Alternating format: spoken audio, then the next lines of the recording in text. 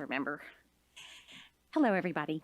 This July 24th meeting of the Board of Trustees for the Burleson Independent School District is now called to order at 5:30 p.m. This meeting was duly posted according to legal requirements, and a quorum is present. Thank you all for being here. At this time, we've set aside time for an open forum. Do we have any cards? Oh, well, then I'm not going to read this paragraph. So at this time, the Board of Trustees of the Burleson Independent School District will adjourn into closed session at 5:30 p.m. for the purpose of consideration of matters for which closed sessions are authorized by Title V, Chapter 551 of the Texas Government Code, Sections .071 through .084, whereupon the superintendent, at the request of the President of the Board of Trustees, will present for the Board's consideration or discussion the following matters. We'll consider teacher and/or administrator employment or other appropriate personnel matters, including hiring of a principal. They will deliberate a negotiated contract for prospective gift or donation. They may deliberate the use of security personnel devices and/or audits, including the intruder detection audit. They may deliberate a matter regarding a student or student discipline. They may deliberate matters regarding real property, and they may consult with their attorney. So at this time, we are in closed session.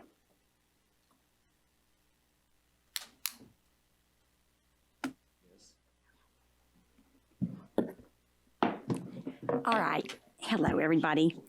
The Board of Trustees of the Burleson Independent School District will reconvene to open session at 6:50 p.m.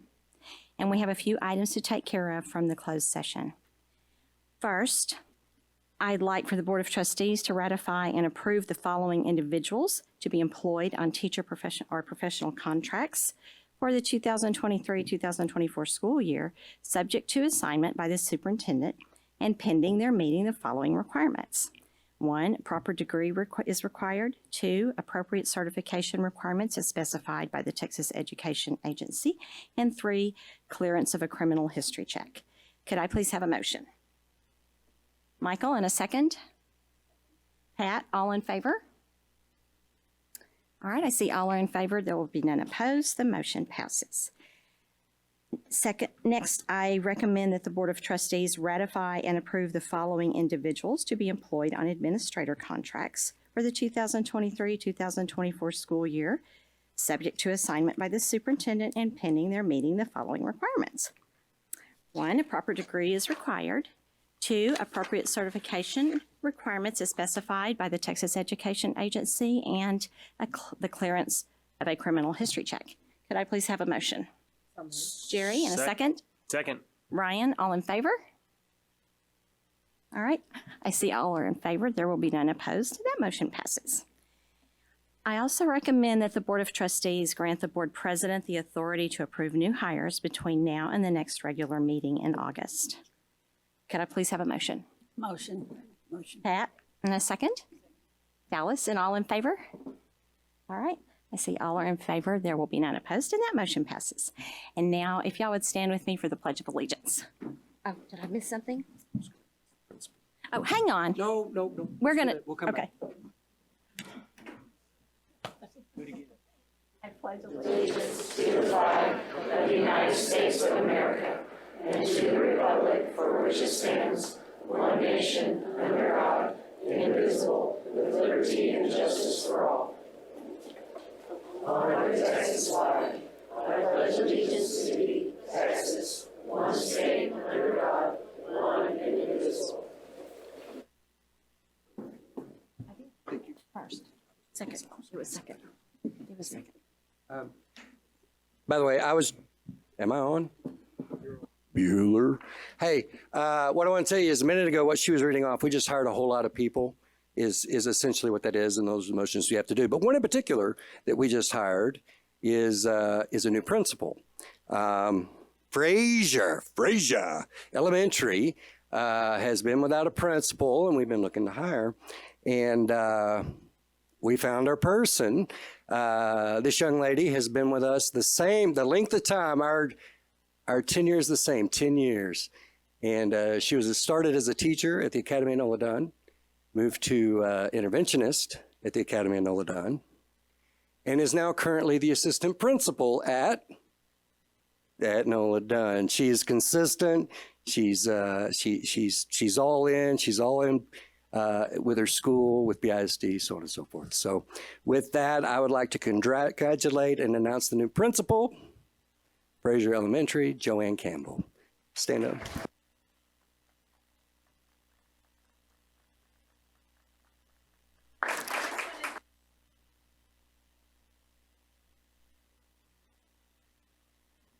Yay, well now it's official, so we'll expect you there at 6 a.m. tomorrow to get started. You got a lot to catch up on, kid. Kids are coming. The kids are coming. So anyway, congratulations. We're proud for you. All right, it's time to adopt our agenda. So I recommend that the Board of Trustees adopt the order of items for the July 24th, 2023 agenda as presented. I could have a motion, please. So moved. Michael? You raised your hand and he spoke. Ryan? And a second? Michael? All in favor? I see all are in favor. There will be none opposed. The motion passes. All right. And now we have our special recognition. Good evening, everyone. I want to start by thanking all the students and parents who are here with us tonight in July to celebrate their achievements, some that have recently finished and some that finished before school was over. Beginning with our drum line, I would like to welcome Brent Smith.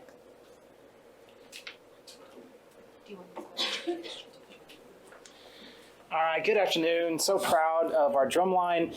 This past spring, they had the opportunity to go to Dayton, Ohio, to kind of cap off their long season of accomplishments and contests. And if you don't know, not every school is blessed to have the number of students that we have in our percussion section, but certainly not blessed to have the staff and the facilities to be able to house such an amazing group of kids and a high achieving group. And so I'm very pleased to welcome Mr. Richard Kearns and Mr. Andrew Klein to the podium, who have worked with these kids for so many hours and done such great things with these kids. Let's make 2 rows. How about that? We actually practiced this in the back, and yeah. It didn't go this way. Right. There we go. Awesome. Facing this way, y'all. We're good. We're good. Thank you all very much for having us this evening. You didn't go over all the accolades yet, right? No, we're about to right now. Yeah, no. Yeah, that's a lot of hands. Thank you all very much for having us this evening. My name is Richard Kearns. I'm the profession director at Centennial. This is an amazing, hard-working group of students. The students that are here are representing our Centennial indoor drumline that competed last spring, April, in the WGI World Championships in Dayton, Ohio. These students are not only achieving success on the floor and the gym, on the field, but also in the classroom. They're some of the brightest, best students we have on campus. And they're also achieving an incredible amount of success as becoming well-rounded percussionists who are earning top-notch scholarships to multiple well-known universities, amazing percussion programs, continuing to expand their career of music and love for music either way they choose to go. We're so proud of them. Before we go into indoor drumline season, we do a lot of things all year long with all region success, concert bands. These students are very, very busy. Obviously, we're starting our marching band season up right now, but they're some of the hardest working students in the school, and they also receive a lot of different awards throughout the year. We represented 1/3 of the entire all-region band as the percussionist from Centennial this past year. So we're excited to hopefully have that kind of success again. Once we got into our indoor drumline season, this past year was the first year that the indoor drumline competed since the 2020 season. There are 3 different divisions in which they can compete in: A class, open class, and world class. World class is the elite of the elite, and Centennial competes in that level, not just on the local stage, but on the world stage in Dayton, Ohio. The Centennial drumline was the WGI Dallas Regional Champions, which we actually host at Centennial. They won that contest by almost 6 points, had the highest score in world-class history for the Dallas Percussion Regional. The drumline then went on to be the NTCA champions, and that is their 6th NTCA championship. That is also in world class. And then along with that, it was the highest score in the history of NTCA world class with a score of 93.9. And that was right before going to world championships. Once we got to world championships, they had to compete through 3 separate days to make it to the next day. And they advanced past prelims to semifinals and then to the very famous world-class finals night. Finals night sells 10,000 seats, sells out the University of Dayton Arena, and then there's approximately about 25,000 other people that watch the broadcast on Flow marching at the same time. So these students were performing for approximately about 30,000 people on finals night in Ohio. We finished 10th in the world, consecutive, I guess that's our 3rd time going in world class, and 3 consecutive top 10 finishes for the Centennial Drumline. We could not do this without our incredible parent team. A lot of them are here. The things that it took to not only get this group along all the way to Ohio and feed them and take care of them and all that. But they literally made our show happen with building props, teaching themselves how to make custom props and do all the kinds of things to get to the elite level. And our parent team was absolutely incredible. Our staff, Mr. Klein and the entire band staff, but also we have another group of separate percussionists who help us out, and we're so grateful for them. I can humbly say that Burleson Centennial is a household name within the percussion band world. When we say Burleson Centennial, people know exactly what that means. You can find videos of them on YouTube from sponsors and people who love this drumline. And you can also see a video of our show on YouTube if you look up the 2023 Burleson Centennial Indoor Drumline. We're already back in camp for marching band right now. So like I said, these are some of the hardest working students we could possibly ever imagine, and they just do it with a smile on their face. They'll be back out there at 8 a.m. in the morning in the sun, and we can't wait to hopefully do it all again. So Sunscreen and water. I love it. but thank you all very much. Thank you.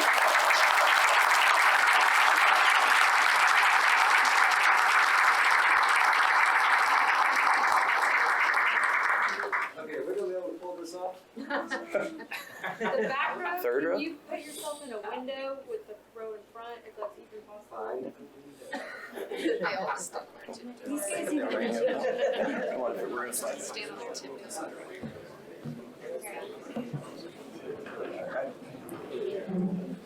Can you do a panoramic? Can I stand here?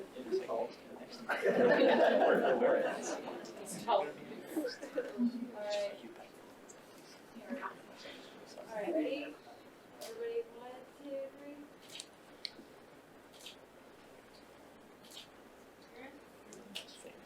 3. Parents, would you mind standing up? Who's with this group? That's it.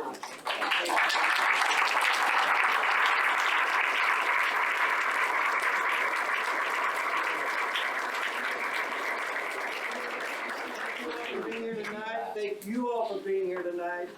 I say it all the time. Y'all aren't always here to hear me say it. But our band kids are some of the hardest working we've got. And what he said, I'm telling you, if you've never been around the band program, oh my, they're already out there. They're probably the last to finish at the end of the year and the first to start up at the beginning of the year. The amount of hours that these kids put in, and they always have a smile on their face. The sense of community that this band program has is amazing to me. The number of hours that they work and spend together, and yet they still enjoy each other's company. Let me rephrase that. Overall, I know occasionally you get on each other's nerves, but the life skills that are being taught here in hard work, and then enjoying the fruits of your labor, and by the way, y'all make us look real good, and I'm so proud of you. I'm proud of you. Thank y'all for being here. I am proud of you. Well done, and you earned this. Congratulations.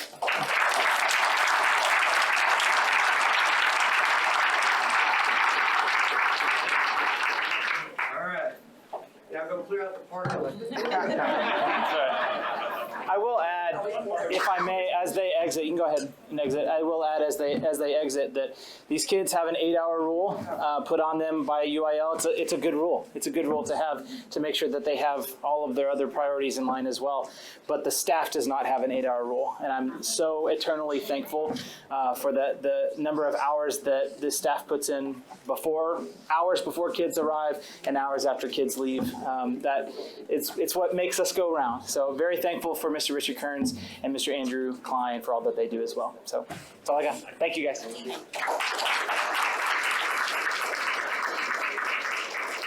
want to stay for the financials, they're coming up in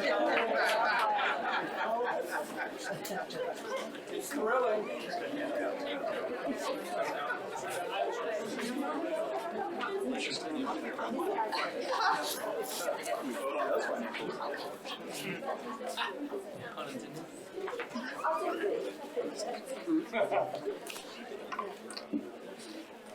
All right, good evening. My name is Renee Saraday, and I am here on behalf of Laurel Bush to talk to you about Micah Wells.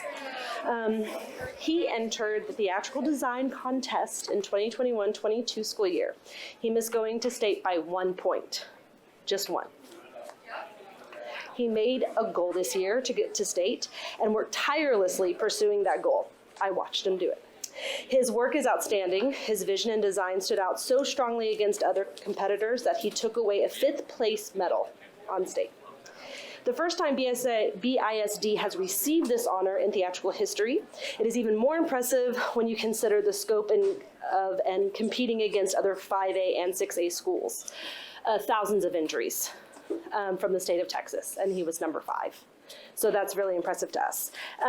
We are so proud of this young man, his drive, his vision, his kindness, and he is also this year's theatrical president. So we're just really proud of the leadership he brings to not just BISD and CHS, but to theatrical world in general. He's a wonderful kid, Mr. Micah.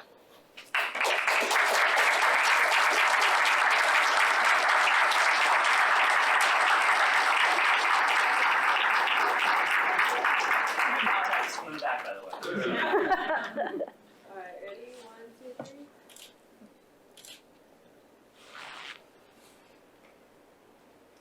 Remember when I was top 5 once?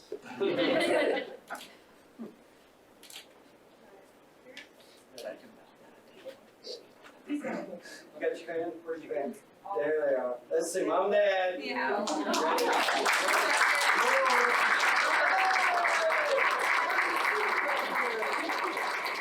Hey, thank y'all for being here. This is awesome. You got people that like you. This is awesome. I know, right? Thank y'all for being here.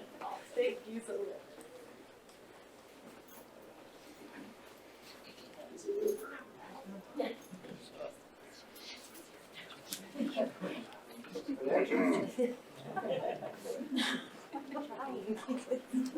Very good. Nobody's clapping.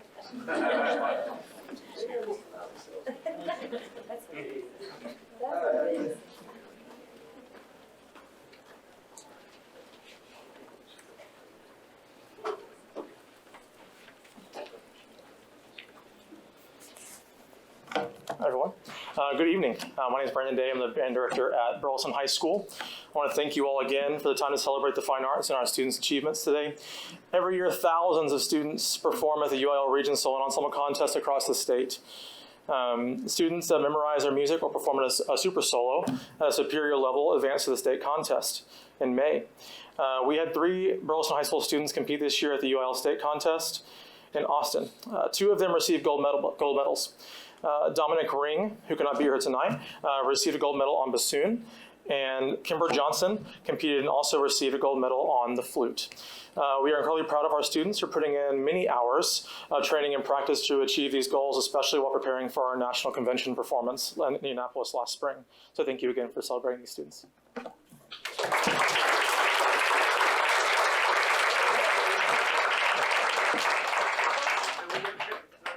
course.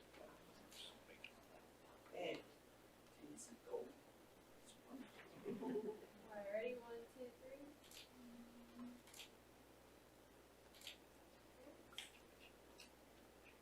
Congratulations and thank you. Well done.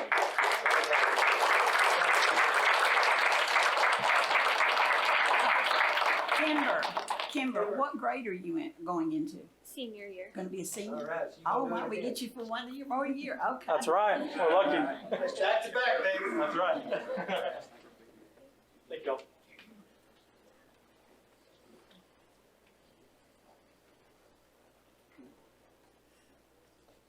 Golfers in the house?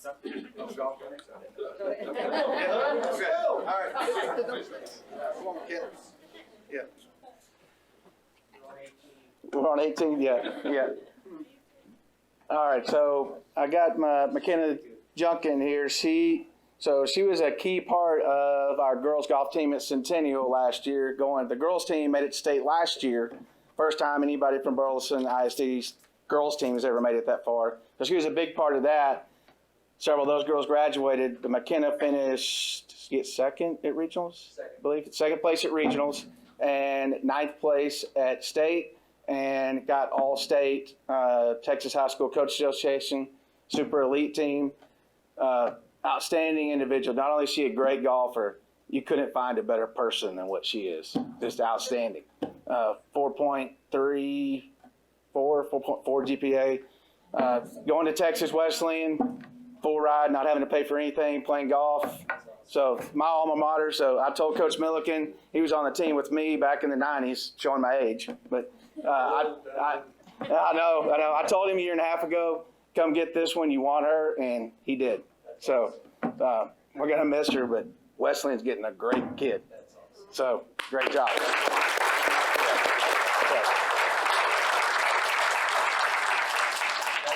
I know it's probably that girl from Grapevine got you by that much. God, change it. It was close. Alright, ready? 1, 2, 3.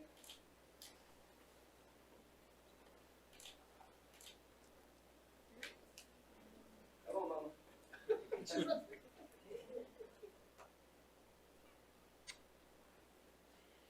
That it? All right.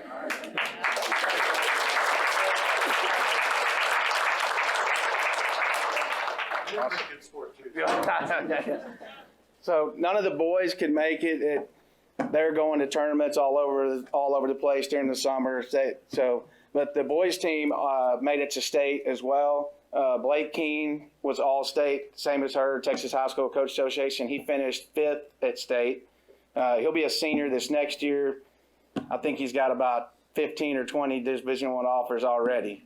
Just outstanding. He's ranked, I think, 3rd or 4th in the junior golf scoreboard. Going to be really, really exciting to watch the next year to see what he does. But the other two seniors, Talon Burgess, who wasn't able to be here, he's going to Oklahoma Wesleyan to play golf up there. And Caden Covey, the other seniors, going to Bland Junior College. So all 3 of my seniors going to play in college. So I'm really proud of that. That's awesome that they're all 3 going on to play in college. The other, Dayton Ramsey, freshman, couldn't be here, and then Vince Keller, he's going to be a senior this year. So those are the 5 boys that got 2nd at regionals and made it down to state and got 7th at state. So the Centennial golfers have been to state 3 years in a row. So we've started a new tradition of making it down to Georgetown. It's not Austin, but it's Georgetown for golf. So it's close. It's close. Hey, it works. Yeah, it works. So it works. So yeah, thank you. Thank you. Yeah. And thank y'all to especially McKenna's parents. They've been a huge part of the golf team for 4 years, Booster Club and everything. So thank y'all. All right, thank you.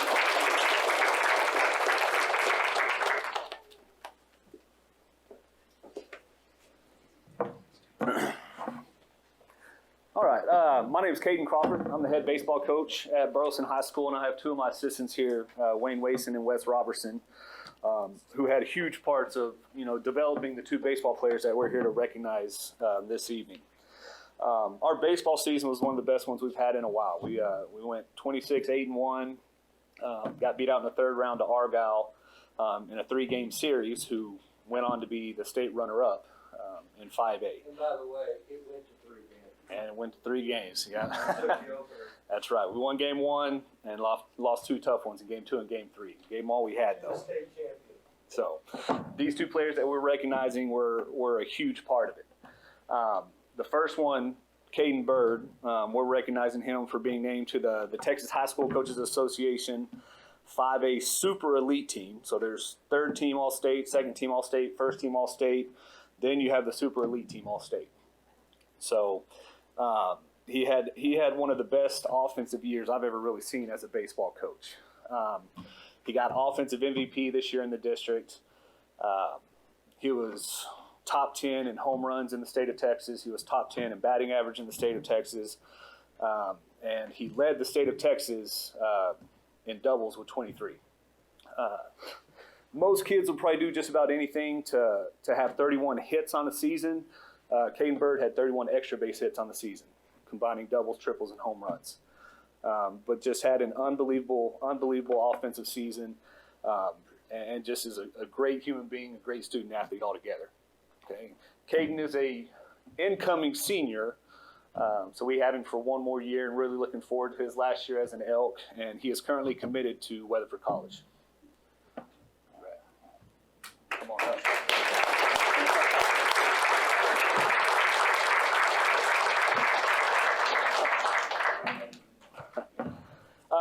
The second player we're here to recognize is Kendall Cassidy. Tree stuff, yeah. Kendall Cassidy just graduated, was a 4-year letterman at the varsity level for our baseball team, and just had an unbelievable career. He got the Texas High School Baseball Coaches Association All-State Elite Team. So just like the THSCA, the THBCA, it's the same thing. Third team, second team, first team, and then the Super Elite Team. So he got named among the best of the best, just like his teammate, just a different coaches association. Some of his other awards, he got back-to-back district MVP this year and last year, which is very uncommon, and just an outstanding award in general. Just all the coaches within the district vote that he is the best player in the district. He also was top 20 in some pitching categories and offensive categories within the state of Texas in 5A. And his 3 years of being a district pitcher, district starter, he lost 2 games in 3 years, and both of those games were by 1 run. He is the definition, same thing as Caden Bird, of a student athlete. He's the leader of the team. He takes care of business in the classroom, takes care of business in the weight room, takes care of business on the field. Will be the first one to the field and the last one out of the dugout to make sure everything's cleaned up and make sure all of his teammates are okay. And he's committed to McLennan College to play both ways, which another thing is an extremely uncommon thing to do at that level.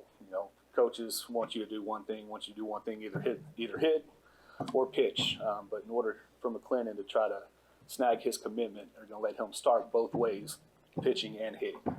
So let you kind of know how he's thought of as a baseball player. But he's going to be extremely missed. He's been the leader of our team the last several years.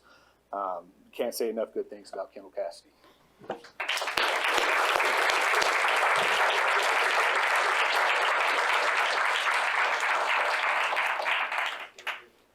By the way, I call him tree stumps because this kid can squat this building. His legs are that big around. I'm jealous, man. There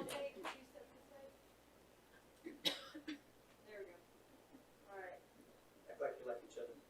1, 2, 3.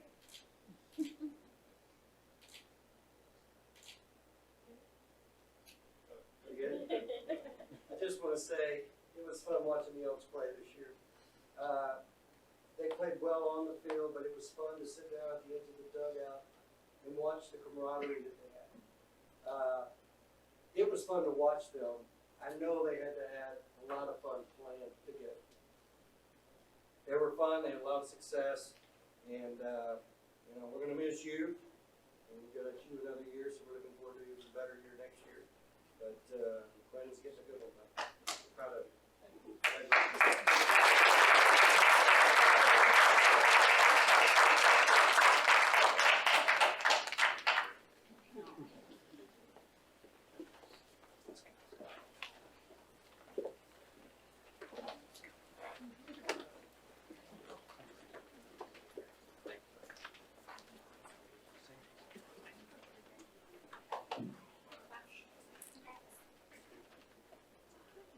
Okay, that was quite something, wasn't it?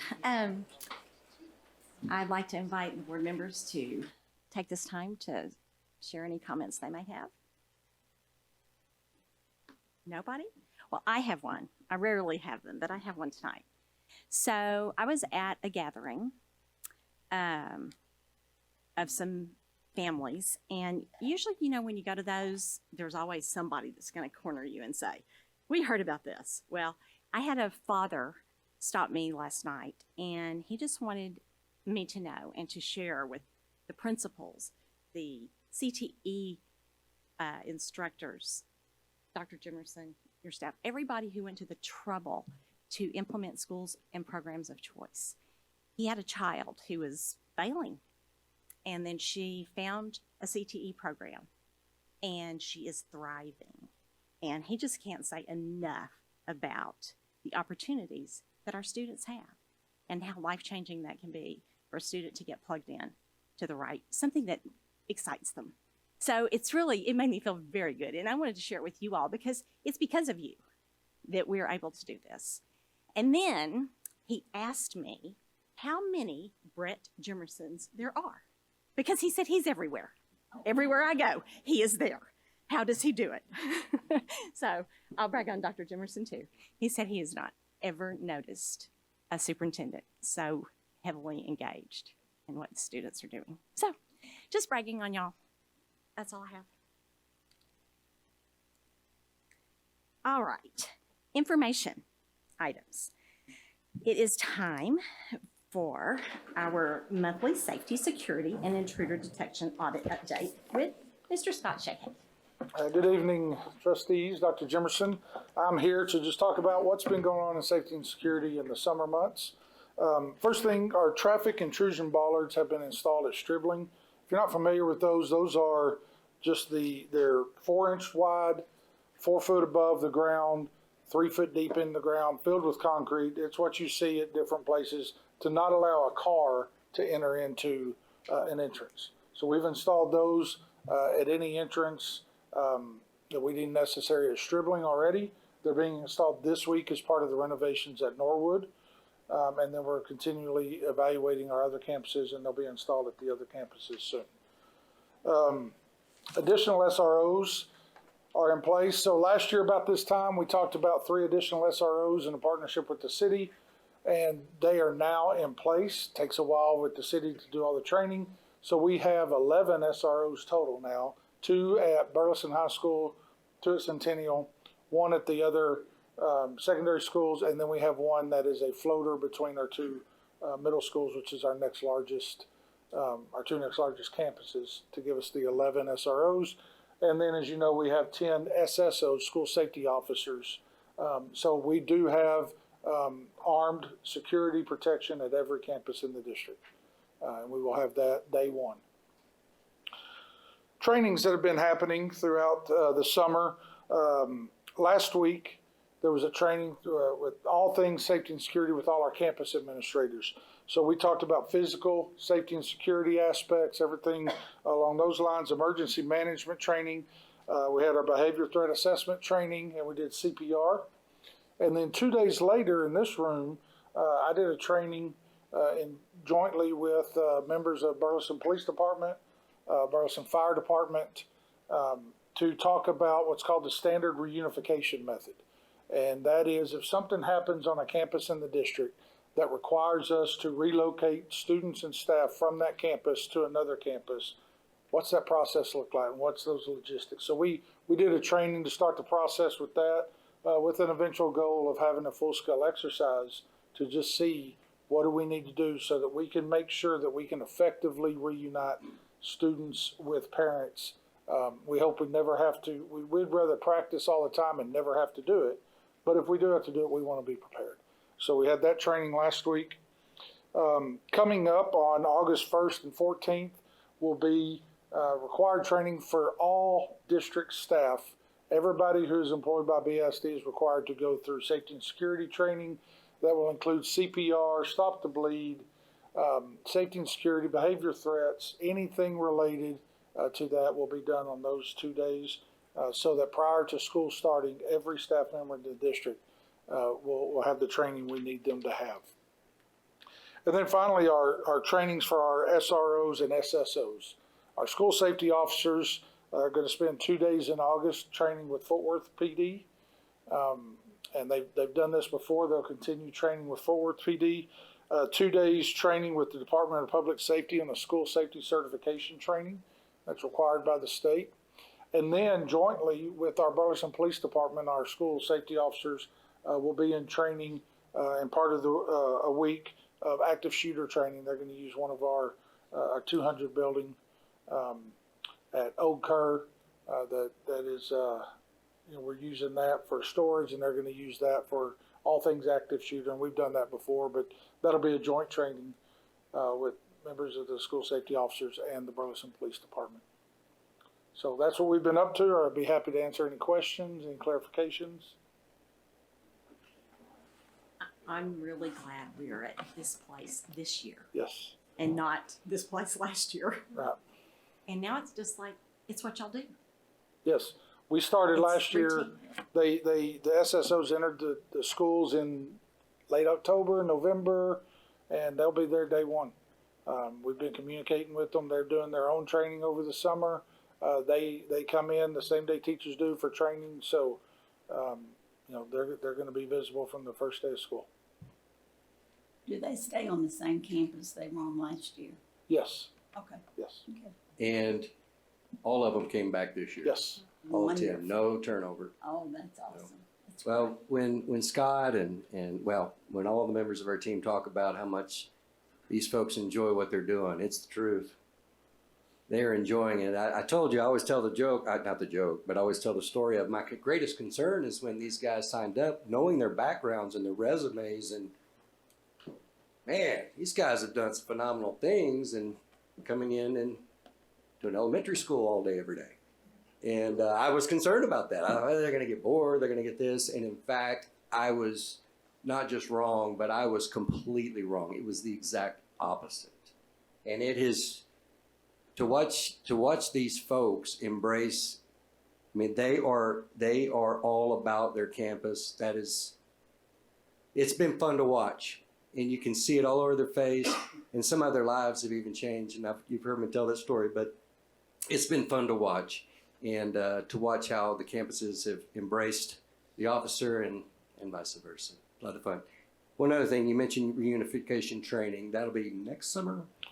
The goal is for next summer to have a citywide exercise where we involve transportation, first responders, and just It'll have a be huge. simulation of something happening so that we can see where we might be deficient or where we might need more training. And until you go through something like that, you don't fully know where it is you need extra eyes on things. The last time we did one, it's been a few years now, but we did one and we learned a lot. Mm-hmm. We did the full scale, all first responders, live action, full simulation. And we learned a lot. And we were talking the other day, and we've been through the training, but until we do a full scale exercise where we actually have to go through and execute the plan.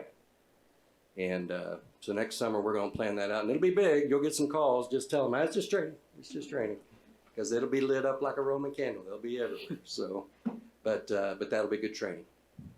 Yes, sir. All right, thank you. Thank you, Scott.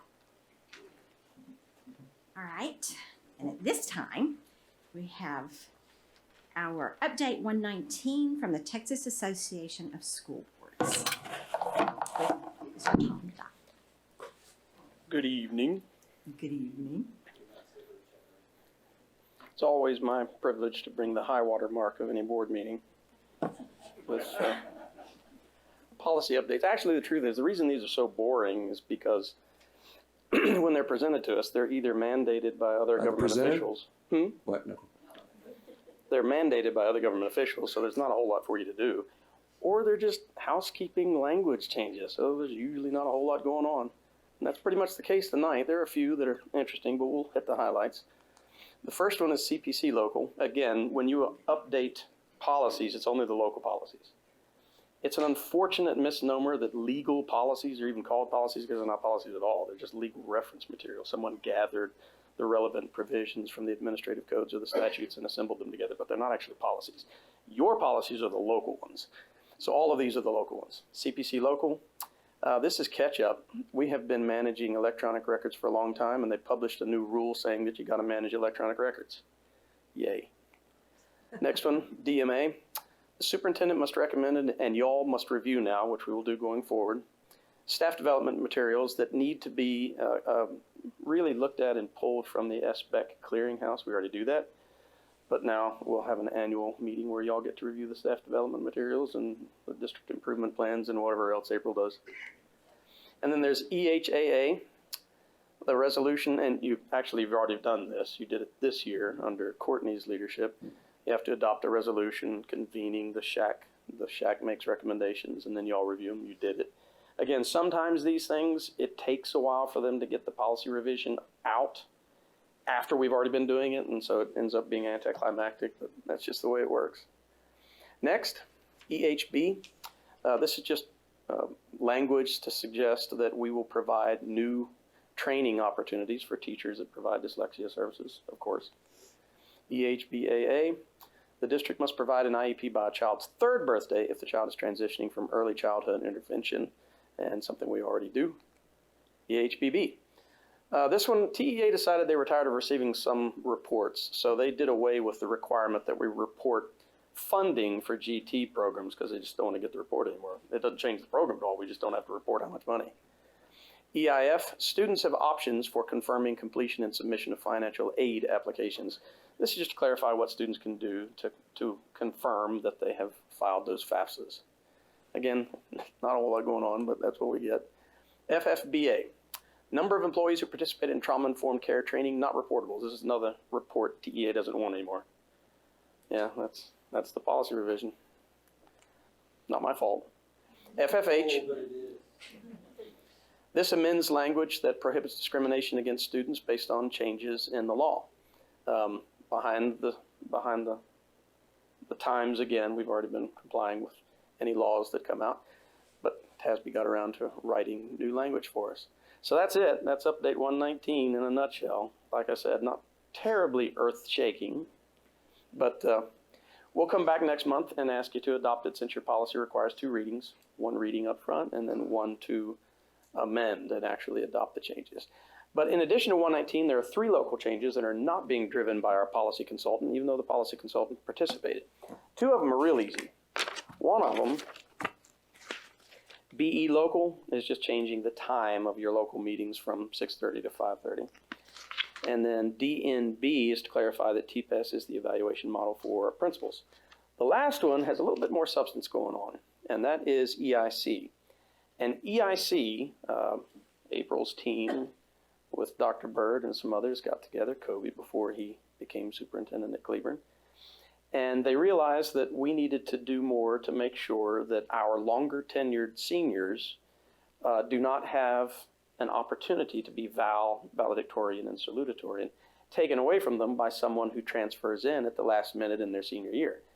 So the bulk of EIC is really to ask you to adopt amendments to the policy that says valedictorians and salutatorians must complete 4 semesters in the high school to be eligible for those positions, so that students who have been here for a prolonged period of time don't have someone kind of come in and swoop that opportunity out from underneath of them.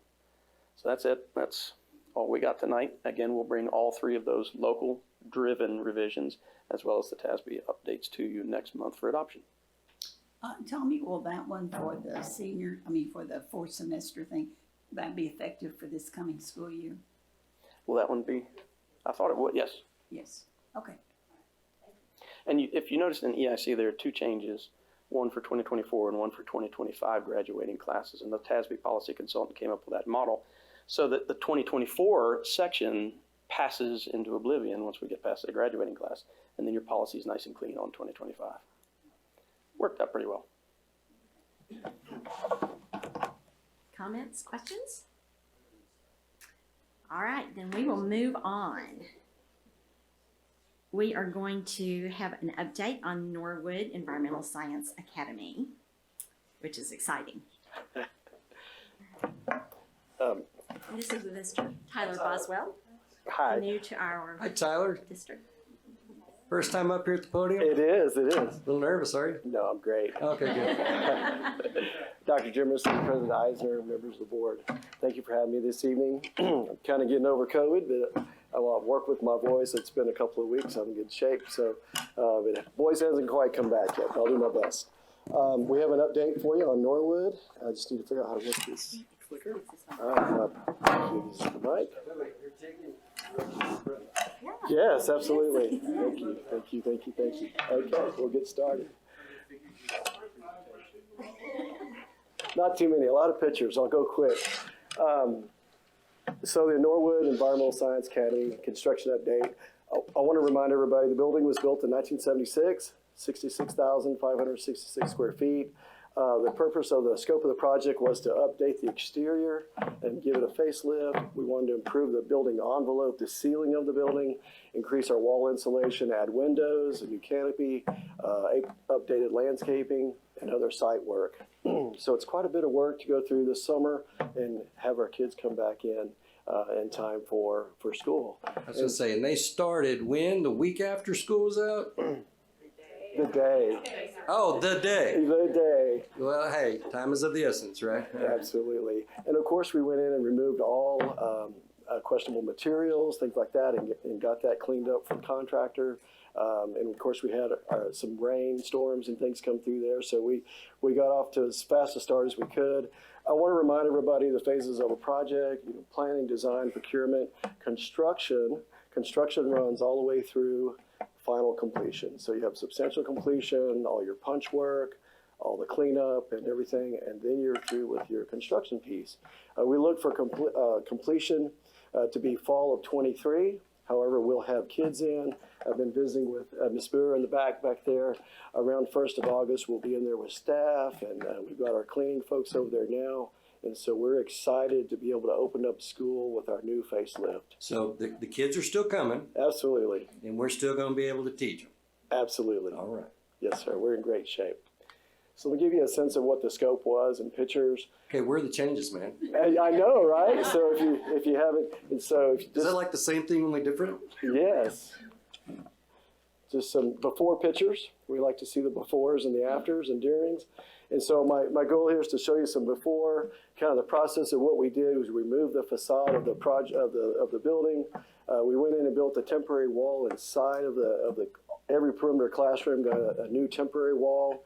We removed the exterior wall and rebuilt that and putting that back. So just kind of reminder, just kind of what the grounds looked like. We had a lot of shade and no irrigation, things like that. And so we're going to be really excited to see what the finished product's going to look like. In back, we had a building that was added on to the back sometime in the past, and we've kind of taken that in and cleaned that up. Removed the canopy. And so you can see the new interior wall to provide the external weatherproofing. It's temporary, but just to keep the rain out during construction. And then the removal of the former external wall. If you were to go inside of a classroom, that's kind of what our temporary wall would look like. Had to get into the ceiling. It's quite intrusive. And you can start to see what was there inside that brick and what was going on there. Again, quite intrusive. The front entrance with the canopy removed, the previous external wall removed, and the new framing going up. And the new parapet wall that goes up well above the ceiling. So we're into the roof, we're into the interior ceiling. We built a temporary wall, removed the external wall, built a new external wall.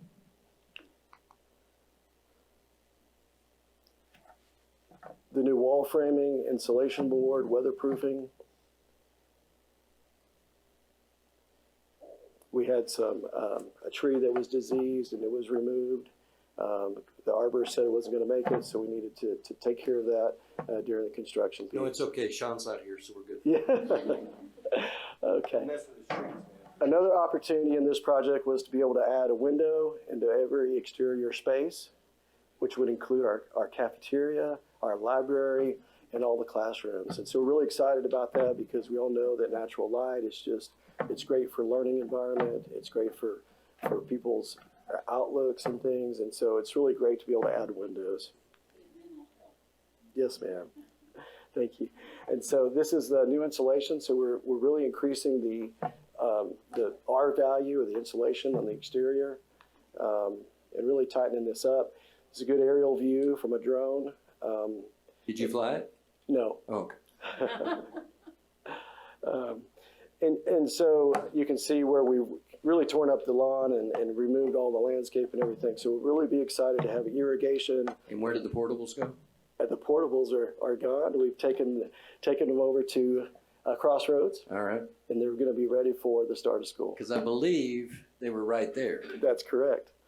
Where all the grass is missing. Yeah. And that'll all be new sod, so it's going to look great from the street. So you can start to see the brick go back and across the front. Inside the office suite, the carpet was replaced. New walk-off carpet in the entrance. And so the new library windows, so bringing in that natural light, really brighten that up. Yes. Cafeteria. These are actually 30-foot windows, and you're seeing some plywood and plastic. So that window takes a while to get. We got those in, and they'll be in place in time. Yes, sir. Yes. Just a typical classroom space with a window, but just the ability to bring some light in. Not you know. Yeah, every exterior space got torn up, right? And so old tile that you couldn't match, we tore that off and refreshing the walls and putting things back. So new canopy going out front. And you're seeing some brick that's missing. Those are going to be metal panels, architectural. Okay, so that's the new grayish colored brick right there? Yes, it is. And it looks different in different phases of sunlight. So Sure. direct sunlight versus clouds. Of course, the height of the wall, I'm really digging. Yes, sir. How much, where did we go, 3-4 feet higher? Yes, sir. About 3.5 feet. Wow.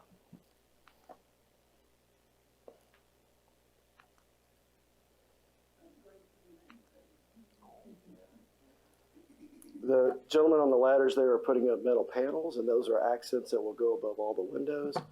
And so by the time we get our new the canopy painted, all the new sidewalks, all the sod, all the features in, it's really going to look very nice. This is the last slide. And at this point, I'd like to turn it over for any questions or comments that you may have.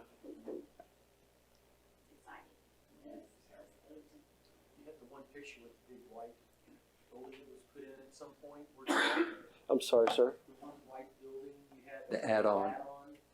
What happened to that? So let me go back. Oh, in the back, yes, sir, it was removed. And so this is the back of the building now. And we folded that.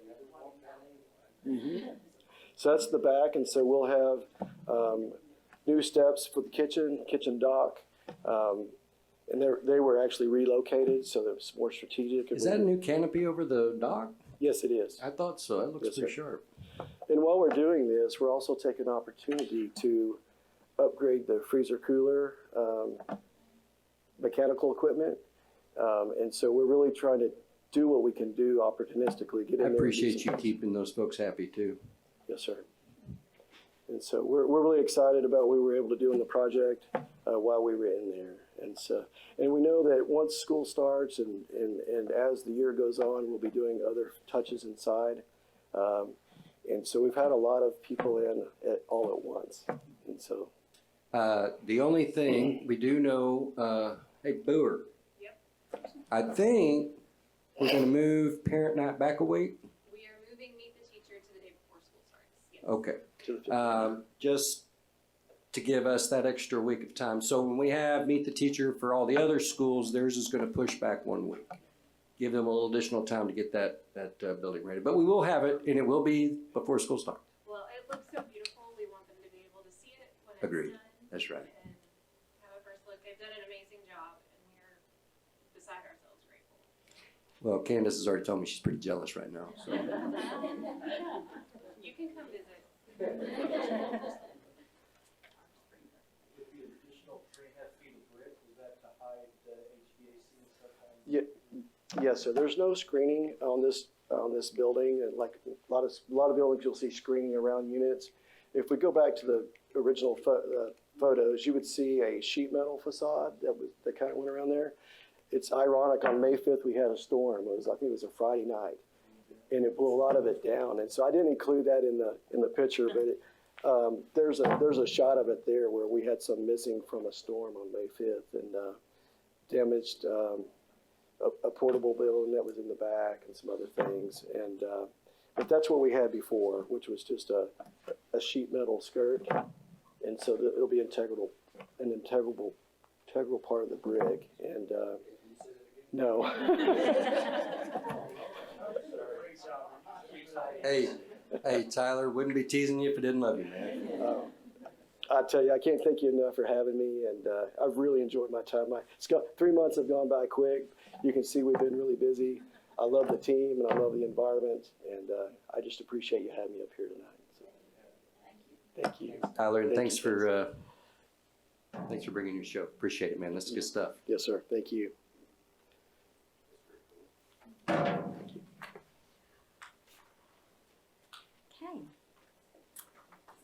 And now, board members, you should have received the consent agenda in your packet. Does anybody have questions or comments about the consent agenda? All right, then if I could please have a motion to approve tonight's consent agenda as presented. So moved. Ryan, second. Second. Pat, all in favor? All right, I see all in favor. There will be none opposed, so the motion passes. Now it's time for Miss Brenda and our financial discussions. Good evening, everyone. Happy summer. Hi. I know, can you believe it? We started summer like 2 weeks ago, and now school I started. know, that's what it feels like. It's gone too fast. And we're still, so last month, your summer's been long? I just said speak for yourselves. I've got 3 kids at home. It's a cruel summer.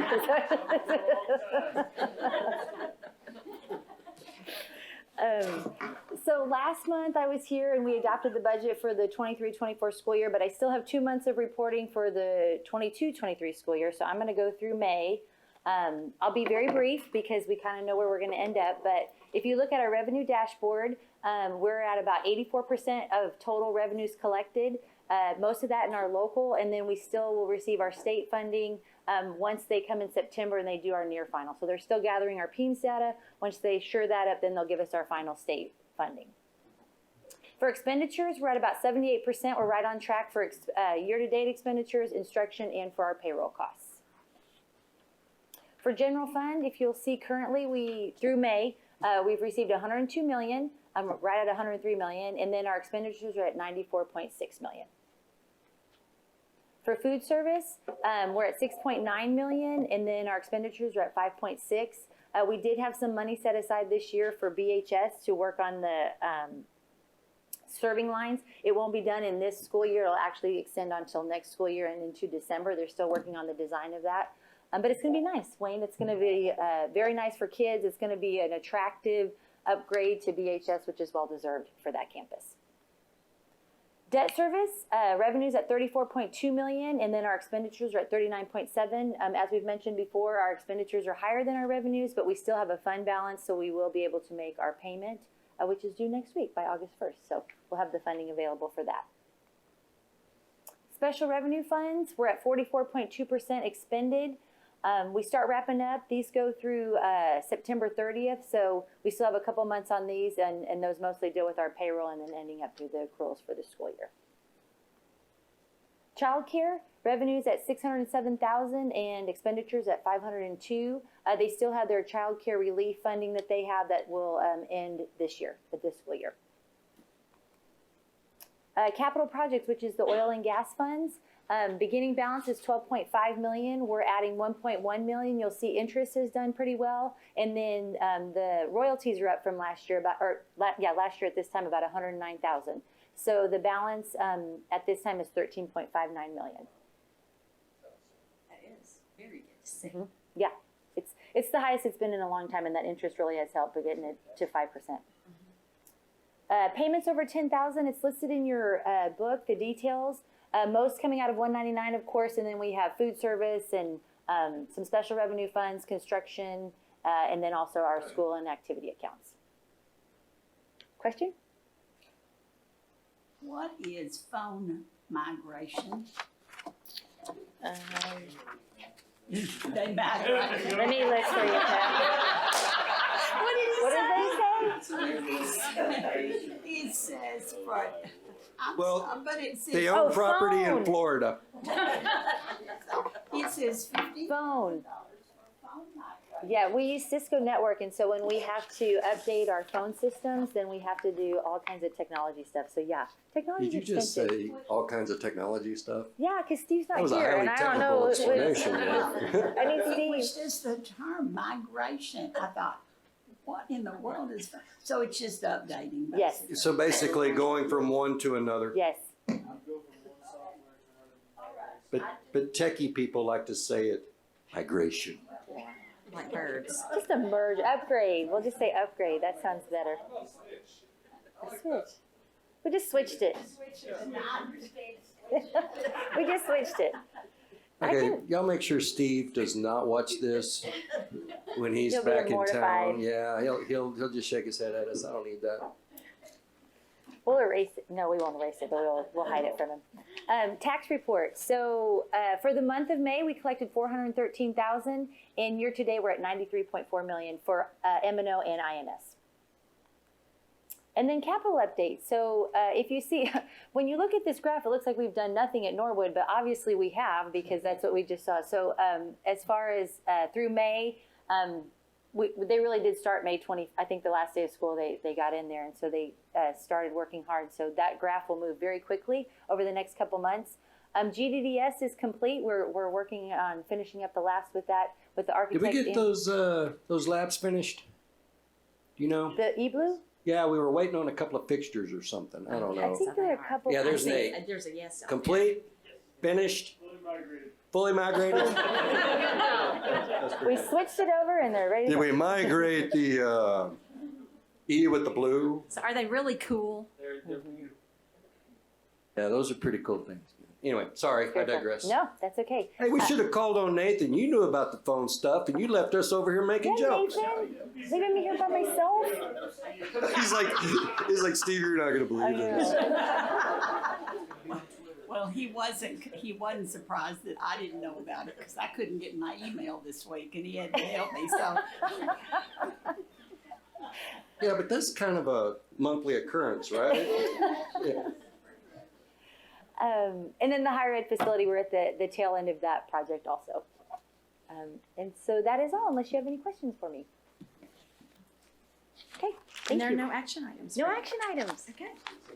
Yes. All right, we do have an action item though. It is to consider a resolution for hazardous routes with Mrs. Lillian Arthur. Good evening. All right, tonight I am bringing to you a resolution for hazardous routes.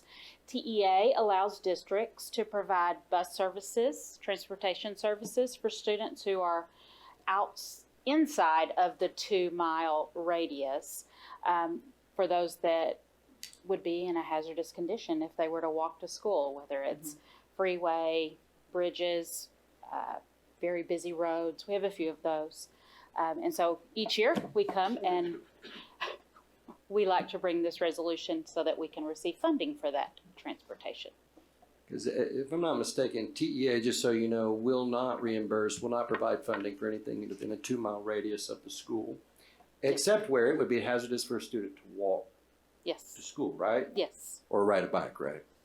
Sure. Okay, let's go with that. Sure. So anyway, I always have to remind myself of that every year. So anyway, this allows us to be able to provide those routes and get funding for it.